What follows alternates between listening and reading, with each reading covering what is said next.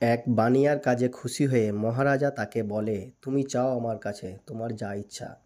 চালাক বানিয়া মহারাজাকে বলে, দাবার এই প্রথম ঘরে একটি চালের দানা এবং দ্বিতীয় ঘরে 2টি চালের দানা, এরকম করে প্রতিটা ঘরে আগের চেয়ে ডবল করে চালের দানা রেখে যান এবং দাবার শেষের ঘরে যে সংখ্যাটা আসবে সেটাই হবে আমার উপহার।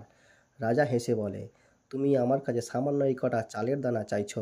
বানিয়ার কথা অনুযায়ী দাবার প্রথম ঘরে একটি চালের দানা, দ্বিতীয় ঘরে 2টি চালের দানা, তৃতীয় ঘরে 4টি চালের দানা এবং 10 নম্বর ঘরে 512টি চালের দানা এবং 20 নম্বর ঘর পূরণ করতে লেগে যায় 5,28,228টা দানা।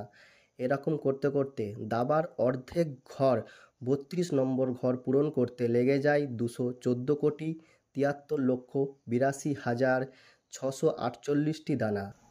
আর এরকম করতে করতে আরব খারবতে পৌঁছে যায়। পুরো রাজ্যের রেশন শেষ হয়ে যায়, তাও দাবার ঘর পূরণ করতে পারে না। মহারাজাকে পুরো রাজ্য ওই বানিয়াকে দিয়ে দিতে হয়। এটাই হলো পাওয়ার অফ কম্পাউন্ডিং। তাই বুদ্ধিমান বানো। ইন্টারেস্টিং ফ্যাক্ট জানতে চ্যানেলটাকে সাবস্ক্রাইব করে